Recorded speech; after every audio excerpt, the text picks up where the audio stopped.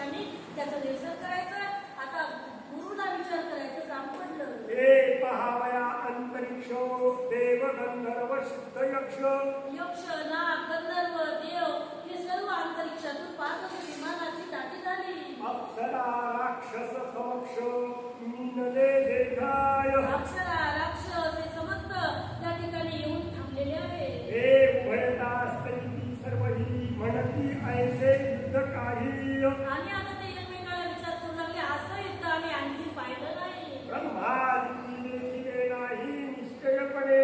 ब्रह्मादिकांनी सुद्धा हे असं युद्ध पाहिलं नसेल, कारण महाभारताचं युद्ध ना भूतो ना भविष्यती एकदाच युद्ध झालं आणि त्या ठिकाणी भगवंताने धर्माची संस्थापना केली आणि त्यानंतर पुन्हा आता निरंतर या ठिकाणी युद्ध चालू आहे. जरी क्रीडा हो रुद्र करील संग्राम घोरांगण. अहो द्रोणा जसं महादेवाने दुसरा अवतार घ्याव आणि आपलंच परस्परामध्ये एकमेकांसोबत युद्ध करावं तर करी उपमेचा परिवार साधेल काही. जर महादेवाने स्वतःचं युद्ध केलं आपले दोन रूप करून तरच याला उपमा देता येईल. बाकी महाभारताच्या युद्धाला दुसरी उपमा देता येणार नाही. असो द्रोणे ब्रह्मास्त्र प्रेरिले तेने त्रिभुवन व्यापिंगले. द्रोणाचार्याने ब्रह्मास्त्र प्रेरणा केली. त्यावेळेला काय झालं, त्रिभुवनात प्रकाशच प्रकाश झाला. युद्धा नवत होत्या. सैन्य सर्व आंदोलने पार्थ निवारिले ब्रह्मास्त्र. आणि सर्व सैन्य काही करत होतं. त्यावेळेला पार्थाने ब्रह्मास्त्राचं सुद्धा निवारण केलं. आणि सहा संग्रामने खोलो सुवर्णरथी दुःशासन. असा संग्राम पाहिल्यानंतर सोन्याच्या रथावर बसलेला दुःशासन दुष्ट दुर्मे सीतारुण झुंडता दाहलाय. आणि आता दुष्टदुम्न जो द्रौपदीचा भाऊ आहे मोठा त्याच्याशी युद्ध करण्यासाठी तो तिथं पुढे आला. दुष्ट दुर्मे बाण घाती पाडले रथध्वज सारथी. दुष्टदुम्नाने काय केलं, त्याचा रथ त्याचा सारथी आणि एकाच बाणाने पाडले. होता दाहलाय. आणि त्याला पलटायचं काम पडलं. त्वरित त्याला वापस जायचं काम पडलं. इकडे युद्धी कौरवनाथ सात्यकी दाहला पराभवित. आणि आता इकडे कौरवनाथ म्हणजे दुर्योधन सात्यकीच्या हाताने पराभूत झालेला आहे. यावरी दुर्योधन बोलता दाहला त्यासी. आणि त्यावेळेला सात्यकीला दुर्योधन काय बोलत आहे, तू माझा बाळमित्र सोनी युद्ध करीसी परहित करणी. आणि आता दुर्योधनाने सांगितलं का रे, तू मी तर आपण एकाच शाळेत शिकलो खेळलो आणि तरी तू माझ्याशी एवढं झुंजाळीचं युद्ध करत आहे. तरी पण आचार बाणी भिकरे तुझी. अरे तू काय माझ्याशी युद्ध करतो, माझ्याकडून द्रोणाचार्य आहे. त्या द्रोणाचार्याचा जर बाण सुटला तर तू पळता भूमी थोडी होईल. बालपणीची क्रीडा होते काय स्मरत नाही तुझे. आठवण नाही का रे, आपण शाळेत मित्र होतो आणि तू माझ्यावरती बाण चालवत आहे असं दुर्योधन सात्यकीला बोलत आहे. ए हसोनी म्हणे त्याते अगा तो हा समय नसे. आणि त्यावेळेला सात्यकीने सांगितलं, दुर्योधना ही नाथ लावायची वेळ नाहीये. आता आपण दुश्मन म्हणून एकोणीकाच्या समोर आहोत. ऐसे बोलून सक्रोध दोघी केले महायुद्ध. असं म्हणल्यानंतर राग आला. दोघं रागाने युद्ध करणं सुरू केलं. बाण पेरिले प्रसिद्ध 10 प्रथमची. आणि एकमेकावरती त्यांनी 10 बाण सुरुवातीला सोडले. मग 50 पेरितो तत्पुरुषी शत. आणि मग त्यांनी 50 सोडले. मग 150 सोडले. असे बाण एकमेकावरती सोडत आहे. सात्यकीने पिला बहुत दुर्योधन. आणि मग सात्यकीनं काय केलं, दुर्योधनाला जर्जर करून सोडलं. हे देखोनी कर्णाला सात्यकीवरी बाणी वंशला. आणि मग आपल्या दुर्योधनाला संकटात पाहून कर्ण हा मित्र होता दुर्योधनाचा, तो आला आणि त्या सात्यकीवरती बाण सोडला. शरधनु सारथी पाहिला तव धावला भीमसेन. आणि आता याला सारथीसह त्याच्या घोड्यासह त्याला पाडलं. त्यावेळेला भीमदादाचं लक्ष गेलं. भीमदादा सात्यकीच्या सहाय्यतेसाठी आले. कदा घाटे कर्णरथ ध्वज सारथी मोडित. आणि एकच गदा घातली कर्णाने. त्यांनी सारथीही मारला, रथही मोडला. इतक्यामध्ये धर्म बोलतो भीमसेनासी. धर्मदादा म्हणजे युधिष्ठिर महाराज काय बोलत आहे भीमाला. अनेक अगा अर्जुना सगळे पांचाळ मत्स्यादी आग आगवे. आणि मग सांगितलं हे भीमा आपल्या अर्जुनासोबत पांचाळ देशाचा राजा पांचाळ आणि मत्स्य राजा विराट देशाचा मत्स्य राजा तो सुद्धा गेलेला आहे. गेले असती तेथे जागे तुवा सत्वरो. आणि ते तिथे गेले असतील तिथं त्याच्या सहाय्यतेसाठी तुम्ही जायचं आहे. भीमे चतुर्धा सैन्य केले 3 भाग तिकडे चालले. आणि भीमाने काय केलं आपली सेना 4 काही विभाग केली आणि 3 सेना यांच्याकडे ठेवलेली एक भाग घेऊन सोबत चालले निघाला. समस्त द्रोणेशी लागले युद्ध करू. आणि द्रोणाचार्यासोबत सर्वजण युद्ध करायला लागले. जैसा इंद्र दानवा संहारी तैसा द्रोण पांचाळा मारी. जसा इंद्र दानवाचा संहार करत असतो तसा द्रोणाचार्य इकडे पांचाळाच्या लोकांना मारत होता. परी त्या संकटी महावीरी साहिला तो. आणि त्या संकटातून महावीराला काढण्याचं काम आज भीमदादांनी केलेलं आहे. हे पांचाळ कंदन देखोलो जयासी सांदिली पांडवजनी. आणि आता पांचाळाचं इतकं पतन पाहिल्यानंतर पांडवांनी सुद्धा त्यांच्याकडे करुण दृष्टीने पाहिलं. परी तेही त्रासले पाणी द्रोणाचार्य. आणि द्रोणाचार्यांनी पांडवांना सुद्धा मारलं असे हे गुरु आज भारी पडलेले आहे. देखोनी कृष्ण म्हणे पार्था हा द्रोण जिंकवेना झुंजकाल. कृष्णाने युक्ती सांगितली हे अर्जुना द्रोणाचार्य असे जिंकल्या जाणार नाही. घरी कुपावरच वाटा कापट्ट पडे. आता इथं काहीतरी कपट करावं लागेल त्याच वेळेला उपाय सुचल. अश्वस्थामा जरी मरेलो तरी हा प्राण त्याग करिलो. अरे याची कमजोरी म्हणजे याचा पुत्र आहे कारण पुत्र स्नेहाने मोहित असलेले हे द्रोणाचार्य आहेत. अश्वस्थामा मेला अशी जर बातमी आपण द्रोणाचार्याला दिली तरच हा शस्त्र खाली ठेवे. परी नरूचे हा बोलो अर्जुनासी. आणि आता अर्जुनाला हे पटलं नाही देवा हे काय असं बोलताय अभद्र माझ्या गुरुचा मुलगा मेला असं कधीच सांगू नका. परी ते रुचले सर्व वीरा मग भीमे तया अवसरा. आता एका मताला काय किंमत आहे अनेक मताला किंमत आहे. बाकीच्यांना सर्वांना जे पटलं की देव म्हणतात ते बरोबर आहे त्याचा मुलगा मेला म्हणून त्या गुरुला सांगावं. सैन्यात होता अवधारा अश्वस्थामा कुंजरो. आणि सैन्यामध्ये पहिलेच एका हत्तीच्या पिल्लाचं नाव अश्वस्थामा ठेवण्यात आलं होतं. ओ मारोणी महाशब्द केला अश्वस्थामा मारिला मारिला.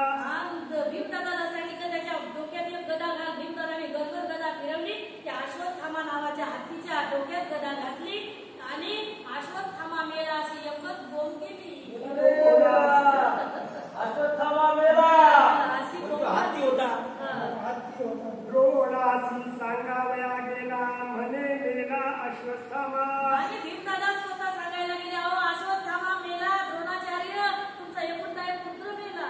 हे विमुक्त ऐकोण गणित गाठ जाहला द्रोण. अहो असं ऐकल्यानंतर द्रोणाचार्याला अतिशय घाम फुटला आणि कंप अंगाला पोट सुटल्यानंतर मनी म्हणे विचारोण तो तव असे महावीर. आणि मनामध्ये विचार केला माझा पुत्र एवढ्या सहजासहजी मरणार नाही. तो अजिंक्य आहे अमर असा योद्धा आहे तो मरणार नाही. तो समस्ताचे अमरो मग हस्तीचे टाकिले शर. आणि मग आता किती म्हणलं तर बातमी मरणाची खोटी तर पसरत नसते असा विचार करून हातातला बाण सोडला.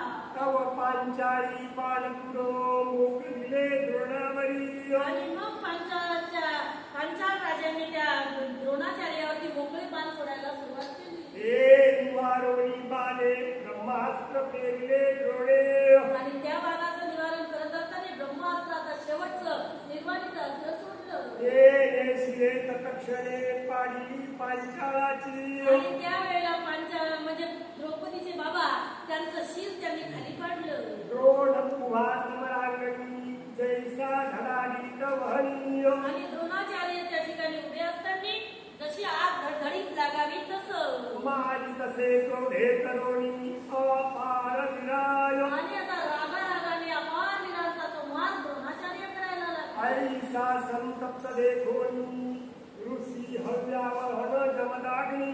आणि जसा जमदाग्नीला राग यावा रेणुकेच्या पतीला तशा प्रकारे आता अग्नी भडकला लागाचा द्रोणाचार्य. विश्वामित्रारी कमुनी ऋषी गौतम. गौतम मुनीला जसा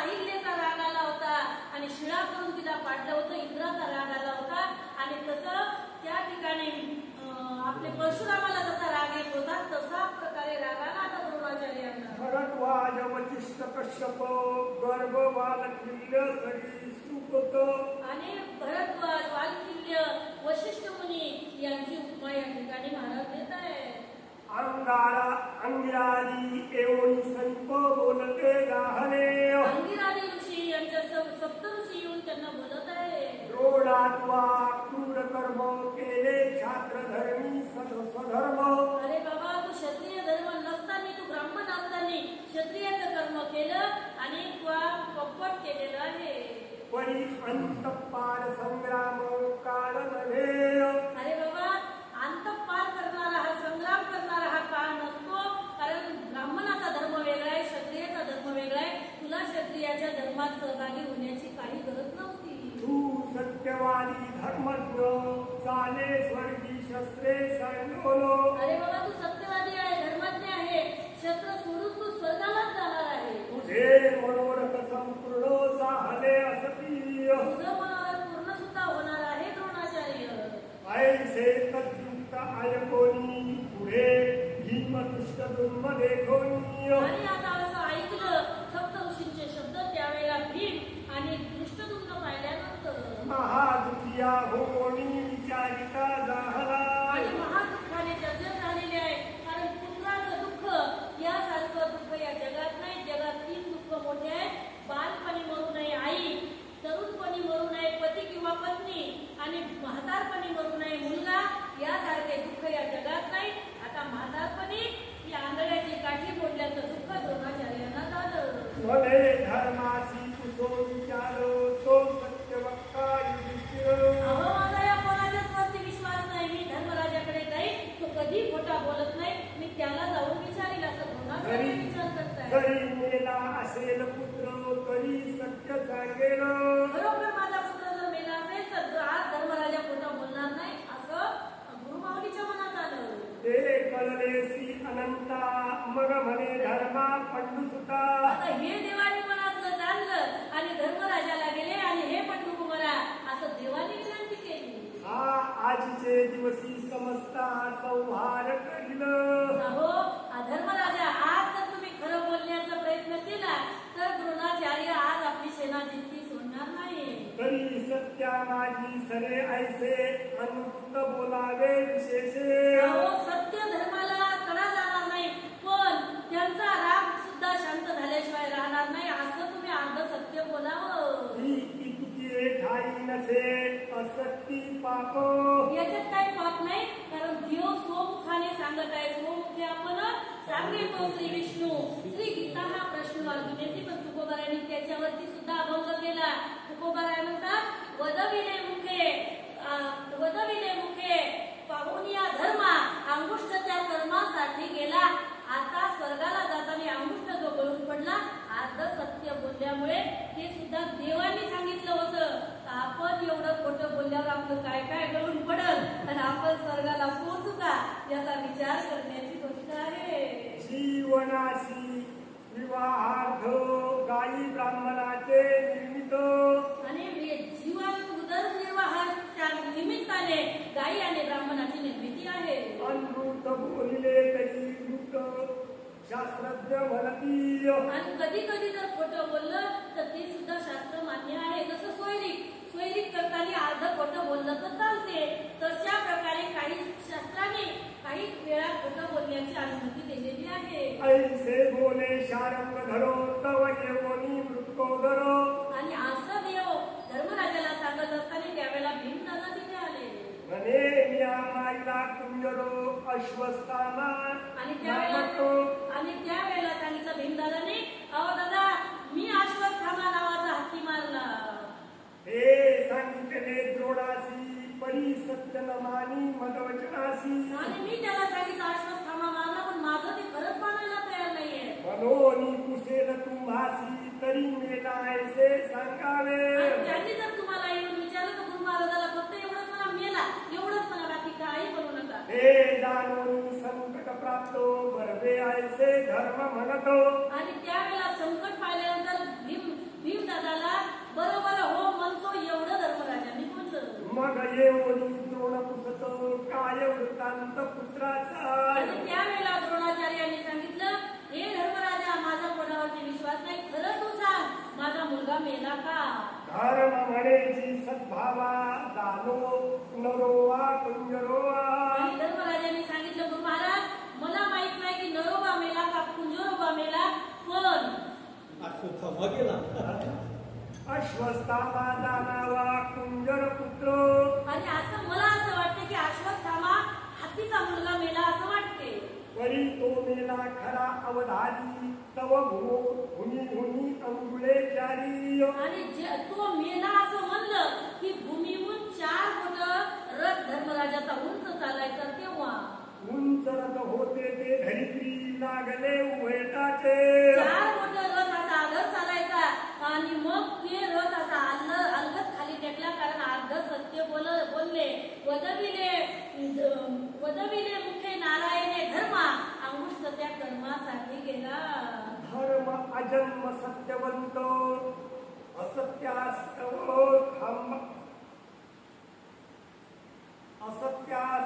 खांबावला रथ. आणि काय झालं, आजन्म धर्मराजाने खरंच बोललं होतं, खोटं कधीच बोललं नव्हतं, पण आज खोटं अर्ध सत्य बोलल्यामुळे रथ खाली टेकला आणि भूमीवरती चालत आहे. द्रोण दुःखे जड बहुत देवी शक्ती शरीराची. आणि ज्या वेळेला आपल्या पुत्राचा वध झाला असं ऐकलं, द्रोणाचार्याची सर्व शक्ती हीच झाली आणि आता हातातला धनुष्य खाली टाकला.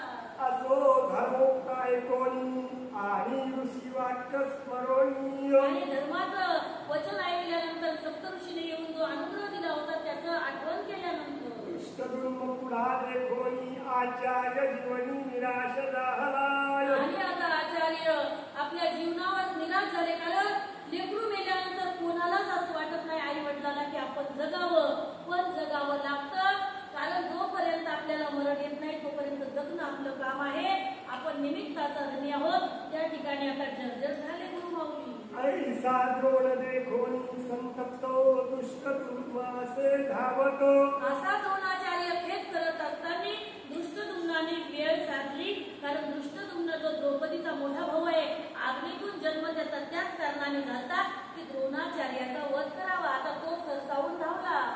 द्रोणा मारावया निमित्त आला पुढाय. आणि द्रोणाचार्याला मारण्याच्या इच्छेने तो पुढे आलेला आहे. यज्ञात अग्निपासोनी द्रुपद पावला होता धनु. आता द्रुपद राजा जो द्रौपदीचा बाप आहे आणि इकडे द्रोणाचार्य हे दोघं मित्र होते. त्या दोघा मित्रांनी एक श्रीमंत झाला, एक राजा झाला आणि एक गरीबच राहिला.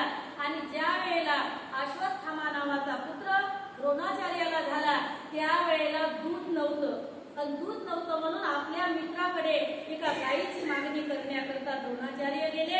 पण त्या राजानं ओळखलं नाही, भिकारी माझा मित्र नाही, माझा मित्र राजाच असू शकतो असं म्हणलं. द्रोणाचार्याचा अपमान केला. त्या अपमानामुळे द्रोणाचार्यांनी पांडवांना विद्या दिली आणि पांडवांना ज्या वेळेला विद्या पूर्ण दिल्यानंतर पांडवांनी गुरुदक्षिणा देण्याचं ठरवलं. त्यावेळेला सांगितलं, मला द्रुपद राजा बांधून इथं आणून द्या, अशी गुरुदक्षिणा मागितली. द्रुपद राजाचा अपमान केला. आता द्रुपद राजाने यज्ञ केला आणि त्या यज्ञ देवतेला मागितलं, मला द्रोणाचार्याला मारणारा पुत्र द्या, म्हणून या पुत्राची उत्पत्ती झाली. आता तो मारण्यासाठी पुढाला. घेऊन या बाणो सोडिता झाला. आणि मग त्याने आपल्या हातामध्ये बाण घेतला. दृष्टद्युम्नाने बाण गुरु द्रोणाचार्यावर चालवला. यम स्वरूपते धनुष्यो देखते झाले सकळीक. सर्वांनी ते बाण सोडताना पाहिला, जसा काय यम तोंड वाचून येतो जीवाकडे, तसा तो धनुष्यबाण चालला होता. द्रोणे देखोनी शेष सांगितली जीविताशा. आणि आता द्रोणाचार्यांनी पाहिलं, आता मरायचं काय जगायचं काय, जीवाची आशा सोडली आणि खिन्न होऊन रथावरती बसले होते. परी द्रोणे भीती वेळे अपाटपा युद्ध मांडले. तरी द्रोणाचार्य उठले आणि तो बाणाचं निरसन करण्यासाठी युद्ध करायला सुरुवात केली. धनुष्य छेदोनी पाडले दुष्टद्युम्नाचे. आणि दुष्टद्युम्नाचा ध्वज सुद्धा पाडला आणि धनुष्य सुद्धा तोडलं. ये भ्रांत भ्रांत अविरुद्ध विरुद्ध पलायन. आणि भ्रांतीमध्येच ते युद्ध करत होते. पोराच्या मरणाचं त्यांना दुःख होत होतं. श्रुत